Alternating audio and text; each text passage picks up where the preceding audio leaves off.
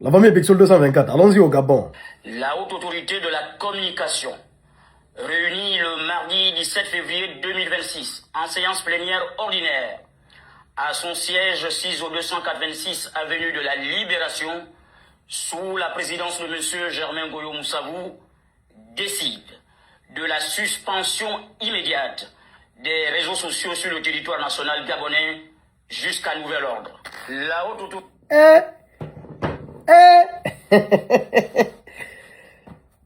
Les réseaux sociaux sont suspendus temporairement du côté du Gabon.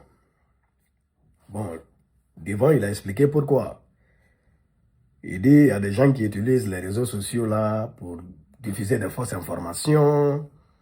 Et je ne sais pas, atteinte à quoi et quoi et quoi, des dérives. Hein?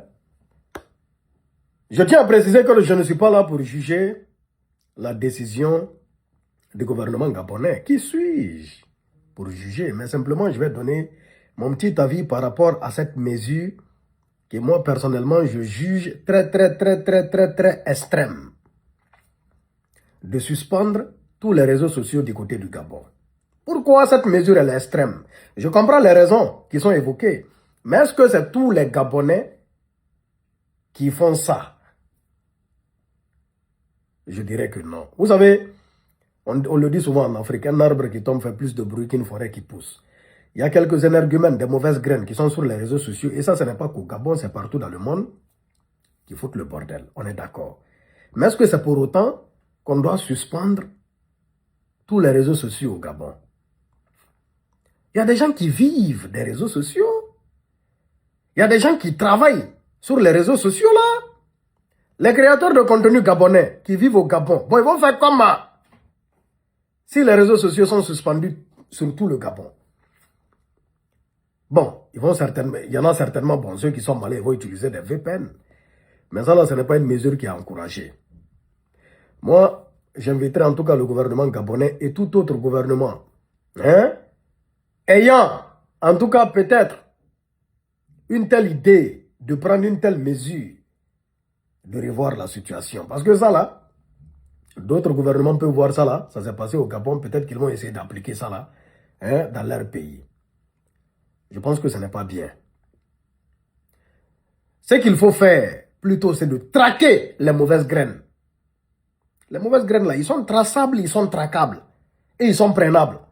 C'est ceux-là même qu'il faut prendre. Mais tu ne peux pas punir un tas d'innocents qui vivent des réseaux sociaux parce que quelques 2-3 personnes ont foutu le bordel sur les réseaux sociaux là. Ce n'est pas logique. Ce n'est pas du tout logique. Pas du tout. Donc c'est un peu ça. C'est un peu ça quoi. C'est mon avis par rapport à cette situation. Il y a quoi? Parce que bon, on a des abonnés partout. Moi, Bixol, j'ai des abonnés au Gabon. Oui, j'ai des abonnés partout. Partout en Afrique francophone. Partout, même ailleurs, même au-delà de l'Afrique francophone, j'ai des abonnés. Il y a des personnes qui me suivent. Donc mes abonnés gabonais, ils sont concernés par cette mesure. Ils sont coupés des réseaux sociaux, ils n'auront pas accès à moi, mes contenus. Et ça ne m'arrange pas. Ça n'arrange pas aussi mes abonnés. Et surtout, ça n'arrange pas les créateurs de contenu gabonais qui vivent des réseaux sociaux. Aujourd'hui, c'est un travail. Les réseaux sociaux, là, c'est un travail. Donc, si vous décidez de couper ça là-bas, et ils vont faire comment? Ils vont vivre comment en attendant? Point d'interrogation. Donc, c'est un peu ça, c'est une doléance qu'on demande. Voilà, nous tous, et tout ça. Et aux mauvaises graines, vous voyez ce que vous faites? Vous voyez ce que vous faites, les mauvaises graines des réseaux sociaux, là. Vous voyez? Les réseaux sociaux, c'est un couteau à double tranchant. Je ne sais pas si vous comprenez. Tu peux faire la cuisine avec comme tu peux égorger quelqu'un avec. C'est grave. On est ensemble, Bixol 224.